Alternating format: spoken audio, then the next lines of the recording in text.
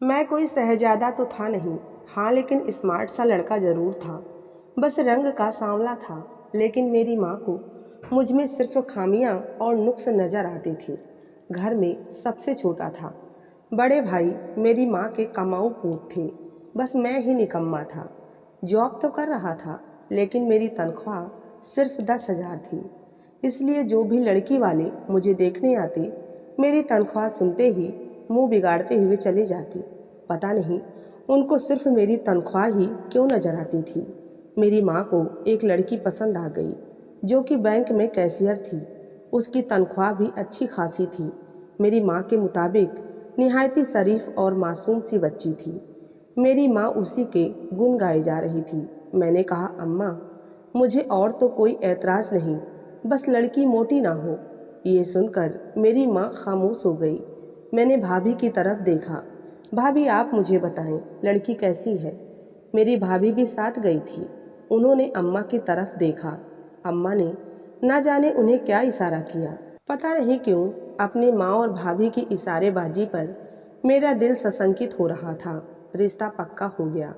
रिश्ता पक्का होने के बाद मेरी पहली फरमाइश यही थी कि मैं उस लड़की की तस्वीर देखना चाहता हूँ।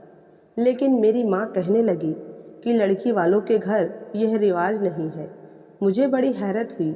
मैंने कहा, अम्मा, क्या हो गया है आपको? किस दौर में जी रही हैं आप? आजकल के दौर में ऐसी पर्देदारी कोई नहीं करता। मैं तस्वीर जरूर देखूंगा। मेरी माँ कहने लगी, तुझ में कौन सा गुण है जो तुझे लड़की देखनी है? मेरी भाभी कहने लगी, माँ ठीक है, अगर इसे तस्वीर देखनी है तो मैं भेज दूंगी। अगले रोज मेरे मोबाइल पर भाभी के नंबर से एक लड़की की तस्वीर आई। वह लड़की बहुत प्यारी और खूबसूरत, दुबली पतली सी थी। हाँ, बस चेहरा थोड़ा गोल था। मैंने कहा, यार यह तो ठीक है।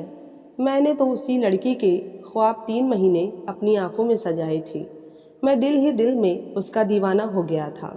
मेरे ससुराल वालों ने बहुत अच्छा हॉल बुक करवाया था शादी के लिए, और मेरी माँ कह रही थी कि दहेज भी बड़ा अच्छा देना है उन लोगों ने। जाहिर है कमाऊ बेटी है उनकी। मेरे बेटे की तरह निकम्मी थोड़ी है। इससे पहले कि मैं कोई जवाब देता, भाभी कहने लगी, अम्मा बस भी करें, क्यों उस बेचारे के पीछे पड़ी रहती हैं? इतना भी निकम्मा नहीं है। 10,000 कमाता तो है, कुछ इसकी बीवी कमाएगी तो घर अच्छा चल जाएगा। मैं तो बहुत खुश था। बीबी खूबसूरत थी, स्लिम और स्मार्ट थी, और ऊपर से कमाती भी थी। मुझे लग रहा था जैसे मेरी तो लॉटरी खुल गई हो। मैं बारात लेकर हॉल में पहुंचा। दुल्हन ब्राइडल रूम में ही थी। मेरे दिल में गुदगुदाने वाले जज्बात बुलंदी पर थे। चेहरे से मुस्कुराहट गायब ही नहीं हो रही थी, क्योंकि कुछ देर के बाद वह हसीन परी मेरी होने वाली थी। मगर जब कुछ ही देर के बाद दुल्हन के कपड़े में वह लड़की अपनी सहेलियों के साथ दबी दबी मुस्कुराहट के साथ स्टेज की तरफ बढ़ रही थी, तो उसे देख कर तो जैसे मेरे होशो हवास उड़कर रह गए थे। वह लड़की तो कहीं से नहीं लग रही थी, इतना भारी भरकम शरीर था। उसे देखकर मैं तो सांस लेना ही भूल गया। अच्छी खासी मोटी थी, और दुल्हन के कपड़े में तो और भी ज़्यादा मोटी लग रही थी। चेहरे पर अच्छा खासा मेकअप थोप रखा था। जब मेरे पास आकर धड़ाम से बैठी तो मेरी तो आधी जान ही निकल गई। मैंने एक नज़र अपनी भाभी और माँ पर डाली। दोनों ही मुस्कुराए जा रहे थे, दुल्हन की तारीफें किए जा रही थी, और मेरा जी चाह रहा था कि जो फूलों के हार मेरी सास ने मुझे पहनाए हैं वह वहीं उतार के फेंकूं और वहां से चला जाऊं। मैं बाकी का वक्त बड़ी संजीदगी से बैठा था। मैं एक सांवली लड़की के साथ भी जिंदगी गुजार सकता था, लेकिन एक मोटी लड़की के साथ तो सवाल ही पैदा नहीं होता। कुछ देर बाद खाना लग गया। मैंने एक निवाला भी नहीं खाया। मेरी सास ने मुझे अच्छे ब्रांड की कीमती घड़ी पहनाई थी। मेरी माँ को सोने के झुमके दिए थे। मेरी दोनों भाभियों को भी सोने के टप्स दिए थे। लड़की ने भी अच्छा खासा जेवर पहन रखा था। मेरी माँ तो निहाल हुए जा रही थी, क्योंकि दहेज भी अच्छा खासा उन्होंने दिया था। लेकिन मैं सोच चुका था कि मैं कभी भी इस लड़की को नहीं अपनाऊंगा। विदाई के बाद जब हम घर पहुंचे तो मेरी भाभी लड़की को मेरे कमरे में ले जाकर छोड़ आई। मेरी अम्मा कहने लगी कि बहुत थकान हो गई है, बहुत मज़े का खाना दिया था दुल्हन वालों ने, सब कुछ बड़ी इज्जत से हो गया। यह कहकर कहने लगी, चलो चलो सब अपने कमरे में जाओ। लेकिन मैं वहीं बैठा रहा। जब मेरी माँ ने मुझे वहीं पर गुस्से में बैठे हुए देखा तो कहने लगी, तू क्यों मुंह फुलाए बैठा है? जा, तेरी दुल्हन तेरा इंतजार कर रही होगी। मैंने कहा, दुल्हन है वो? दुल्हन ऐसी होती है? अरे पूरा ढोल है अम्मा। मैंने आपसे पहले भी कहा था कि मुझे सिर्फ मोटी लड़कियों से चिढ़ है। मेरे लिए कोई भी मोटी लड़की पसंद मत करना। मेरी बात सुनकर वह कहने लगी, मोटी थोड़ी है, बस थोड़ी सी गोल मोल है। बस करो अम्मा, 100 से ऊपर वजन है उस लड़की का। आपने क्या सोचकर मेरी शादी उससे की है? मेरी माँ कहने लगी, तो और क्या, आसमान की कोई परी ला दे तुम्हारे लिए। 10,000 की तनख्वाह पर कौन बेटी देता है, और वो भी खूबसूरत। मैंने कहा, तो मैं कमरे में नहीं जाऊंगा और ना ही मैं उसे अपनाऊंगा। वह आपकी पसंद की बहू है, उसे आप ही संभालें। यह सुनना था कि मेरे बाबा, जो काफ़ी देर से खामोशी से बैठे थे, हम बेटे की बातें सुन रहे थे, कहने लगे, ये क्या बकवास कर रहे हो तुम? मैंने कहा, बाबा मैं बिल्कुल ठीक कह रहा हूँ। बाबा उठकर मेरे पास आए और कहने लगे, अगर तुमने कोई भी तमाशा किया तो मैं भूल जाऊंगा कि तुम्हारा कद मुझसे बहुत बड़ा हो गया है। इतना मारूंगा कि तुम्हारी नानी याद करवा दूंगा। तमीज से कमरे में जाओ। मैं खामोश हो गया। अपने कमरे में आया तो वह दुल्हन बनी बैठी थी, लेकिन मुझे उसे देखने का मूड बिल्कुल भी ना था। मजबूरन उसके सामने जाकर बैठ गया। वह मुझे देखकर मुस्कुराए जा रही थी। मैंने जेब से अंगूठी निकाल ली और उसकी हथेली पर रख दी। मैंने कहा, इसे पहन लेना। यह सुनकर उसने हैरानी से मेरी तरफ देखा। मैंने कहा, देखो, मेरे सर में बहुत दर्द हो रहा है, इसलिए मैं सोना चाहता हूँ। मैं बेड के एक किनारे पर लेटकर अपनी साइड का लैंप भी ऑफ कर चुका था, लेकिन उसकी साइड का लैंप जल रहा था। वो अभी तक बेड पर वैसे ही बैठी हुई थी। शायद उसे मुझसे इस किस्म के रवैये की उम्मीद ना थी। सुबह जब मेरी आंख खुली तो वो गहरी नींद सो रही थी। मैंने बेध्यानी में करवट बदली तो मेरी आंख खुलते ही मैंने उसका चेहरा देखा। मोटे मोटे नैन, भद्दे से बिल्कुल उसके शरीर की तरह। मैं फौरन से उठकर बैठ गया। तैयार होकर कमरे से बाहर जाने से पहले मैंने उसे जगा दिया था। मैंने कहा, बाहर सब लोग तुम्हारा इंतजार कर रहे हैं, तैयार होकर बाहर आ जाना। इस बात पर उसने अपना सिर हिला दिया। मैं हर चीज़ पर कंप्रोमाइज कर सकता था, लेकिन एक मोटी लड़की के साथ कभी भी नहीं। शादी को 1 हफ्ता गुजर गया था, लेकिन मैंने उसको छूने की भी कोशिश नहीं की, बल्कि ये कहना ज़्यादा बेहतर होगा कि मैंने उसे देखने की भी कोशिश नहीं की। 8 दिन के बाद वो लड़की कहने लगी कि हमारी शादी हुई है, लेकिन आप मुझसे दूरी बनाए हुए हैं। मैंने कहा, मेरे घर वालों ने मेरे साथ बहुत बड़ा धोखा किया है। फिर मैंने अपने मोबाइल से उसको उसकी तस्वीर दिखाई, जिसे देखकर वो कुछ हैरान सी थी। मैंने कहा, ये तुमने ऐसे ही भाभी को भेज दी फिल्टर के साथ? कहने लगी, नहीं, मैं जैसी हूँ मैंने वैसी ही तस्वीर भेजी थी। हो सकता है आपकी भाभी ने फिल्टर लगाया हो। मैंने कहा, देखो, तुम मुझे बिल्कुल भी पसंद नहीं हो और मैं तुमसे कोई भी रिश्ता रखना ही नहीं चाहता। मेरा ये कहना था कि वो कुछ देर तो चुपचाप मुझे देखती रही।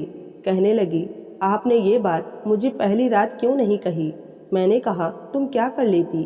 तो वो कहने लगी, मैं उसी रात उस कमरे से बाहर निकल जाती, आपके घर वालों से पूछती कि उन्होंने आपकी रजामंदी क्यों नहीं ली, फिर अपने घर चली जाती, ताकि सबको ये मालूम होता कि मैं जैसे गई थी वैसे ही लौटी हूँ। शादी के 8 दिन के बाद आप मुझे बता रहे हैं, और वो भी मेरे पूछने पर। क्या समझ रखा है आपने? मेरे पास उसकी किसी भी बात का कोई जवाब नहीं था। मैंने कहा कि मेरे बाप ने मुझे धमकी दी थी। वो कहने लगी, कुछ भी था, लेकिन आपको शादी की पहली रात ही सब कुछ बता देना चाहिए था। अगर फिल्टर आपकी भाभी ने लगाकर आपको तस्वीर भेजी है तो इसमें मेरा क्या कसूर है? धोखा अगर आपके घर वालों ने दिया है तो मैं ये सज़ा क्यों भुगतूं? देखिए, मैं उन लड़कियों में से हरगिज नहीं हूँ जो चुपचाप मर्द के अत्याचार बर्दाश्त करती रहें। मैंने कहा, देखो, जो कुछ भी हुआ है, बेशक ये मेरी मर्जी के बिल्कुल खिलाफ हुआ है, लेकिन मुझे थोड़ा वक्त दो, मैं खुद को समझा लूँगा। ये कहकर मैंने उसे बस टालना चाहा, लेकिन वो कहने लगी, कितना वक्त चाहिए? मैंने कहा, ये तो मैं नहीं जानता, लेकिन मैं कोशिश करूँगा कि जो कुछ हो चुका है उसे कबूल कर लूँ। कुछ दिनों बाद कोमल ने बैंक की नौकरी शुरू कर दी। मेरी माँ तो उसके बलाएं लेती रहती, लेकिन मुझे वो एक आंख भी अच्छी नहीं लगती थी। एक बार मैं अचानक से कमरे में दाखिल हुआ तो वह बिना दुपट्टे के बैठी थी। मुझे देखकर उसने फौरन दुपट्टा खुद पर ले लिया। मैं अंदर ही अंदर मुस्कुराया। उस ढोल जैसी औरत को मैं भला क्यों देखने लगा? ऐसा भी क्या था उसमें जो मुझसे छुपा रही थी? मुझे तो उसमें वैसे ही दिलचस्पी नहीं थी। मैंने बहुत सी जगह पर अपनी नौकरी के लिए अप्लाई कर रखा था। अचानक से मुझे एक अच्छी कंपनी में इंटरव्यू के लिए बुलाया गया। उसके बाद मुझे अच्छी नौकरी मिल गई। मैं बहुत खुश था। जब अपने माँ बाप को ये खबर सुनाई तो बजाय मेरी मेहनत और कोशिश को सराहने के कहने लगे, देख लो कोमल, तुम्हारी ज़िंदगी में क्या आई? तुम जैसे नाकाम इंसान को भी कामयाबियाँ मिलनी शुरू हो गई। सच ही कहते हैं, रोजी रोटी औरत के नसीब से आती है। मेरा तो सारा मूड ही ये सुनकर ख़राब हो गया। मैं तो बहुत खुश था कि अच्छा है, मुझे अच्छी नौकरी मिल रही है। मैं सोच चुका था कि अब जल्द से जल्द कोमल को तलाक दे दूंगा। लेकिन उन्हीं दिनों कोमल के पापा की हार्ट अटैक से मौत हो गई। मैंने उसे झूठी तसल्ली भी नहीं दी। इसी दौरान अपने ऑफिस की एक कलीग मायरा से मेरी दोस्ती हो गई। वे बहुत ही खूबसूरत और दुबली पतली सी लड़की थी। अब मैं रात भर उससे बातें करने लगा। कोमल को ये बात पता चली तो वो मुझ पर बिफर पड़ी। मैंने कहा, तुम चाहो तो वापस जा सकती हो। तुम जैसी ढोल औरत के साथ मैं बाहर तक नहीं जा सकता। लोग तो मेरा मजाक उड़ाएंगे। मेरी बात सुनकर वह चुप सी हो गई। 4-5 माह गुजर चुके थे। मैं मायरा का दीवाना हो गया था। मैंने जब अपने माँ बाप से दूसरी शादी की बात की तो वह बिगड़ने लगे, कहने लगे, तुम्हें शर्म नहीं आती? इतनी अच्छी लड़की को छोड़कर तुम किसी और से शादी करना चाहते हो? उन्होंने मुझे प्यार मोहब्बत से बहुत समझाना चाहा, लेकिन मैं नहीं माना और मैंने मायरा से शादी कर ली। उसके साथ अलग घर में रहने लगा। मेरी ज़िंदगी तो जैसे खुशियों से भर गई। महफिलों में जाता तो मेरी रंगत पर लोग अंदर ही अंदर मुस्कुराते थे। मायरा गोरी रंगत की थी और मैं सांवली रंगत का था। जब मैं उसके साथ कहीं जाता तो लोग हमारे पास से ब्लैक एंड वाइट कहते हुए वहाँ से गुजर जाते। एक महफिल में गए तो मायरा की एक दोस्त मुझे देखकर उसे अलग ले गई। कहने लगी कि तुम्हारा पति तो हूर के आगे लंगूर लगता है, तुम इतनी खूबसूरत हो। घर आकर मैंने मायरा से कहा कि वह मुझ में कमियां गिनवा रही थी और तुम खामोश खड़ी थी। कहने लगी, गलत क्या कहा उन्होंने? अपनी रंगत देखिए। मैं तो महफिलों में शर्मिंदा होकर रह जाती हूँ। बस मैं ही शायद मोहब्बत में अंधी हो गई थी। मैं तो मायरा का लहजा सुनकर ही हैरान रह गया। अब वह मुझसे लड़ने लगी थी। बात बात पर मेरी फैमिली पर, मेरी रंगत पर मुझे बातें सुनाती रहती। अचानक से एक दिन मेरी मोटरसाइकिल का एक्सीडेंट हो गया। डॉक्टर मेरी टांग काट चुके थे। यह सदमा मेरे लिए बहुत बड़ा था। मायरा कहने लगी, तुम अपने माँ बाप को खबर करो और उनके साथ ही चले जाओ, क्योंकि मैं तुम्हारे साथ ज़िंदगी नहीं गुजार सकती। काले तो तुम पहले से ही थे और अब लंगड़े भी हो चुके हो। कुछ देर तो मुझे अपने कानों पर ही यकीन नहीं आया। क्या पत्नी ऐसी भी होती है? मैंने अपने घर वालों को फ़ोन किया तो मेरे माँ बाप और बहन भाई सब तड़पते हुए मेरे पास पहुँचे थे। यहाँ तक कि कोमल भी। उसे अपने सामने देखकर मैं हैरान हो गया। मुझे तो लगा था कि वह अपने घर वापस जा चुकी होगी, लेकिन वह मेरे घर वालों के साथ ही रह रही थी। मुझे देखकर उसकी आंखों में आंसू थे, जो कि मेरे लिए हैरानी की बात थी। मैं हमेशा उसे ढोल कहकर पुकारता था, उसे ताने देता था। मैं तो उसके सामने नज़र उठाने के भी काबिल नहीं था। हाथ जोड़कर मैंने उनसे माफ़ी मांगी थी। वह कहने लगे, हमने तुम्हारे लिए अच्छा पसंद किया था, लेकिन बस तुम्हें बाहर की खूबसूरती ने आकर्षित किया। मैंने कहा, कोमल, मुझे माफ़ कर दो, मैंने तुम्हारी कदर नहीं की। उसने अपना हाथ छुड़वा लिया और कहने लगी, ऐसी बातों का वक्त नहीं है। 2 माह बाद उसने पैसे जमा कर लिए और फटाफट से मेरा ऑपरेशन करवाया। अब मुझे एक जाली टांग लग चुकी थी। उससे ये हुआ कि मैं लंगड़ा कर चल फिर सकता था।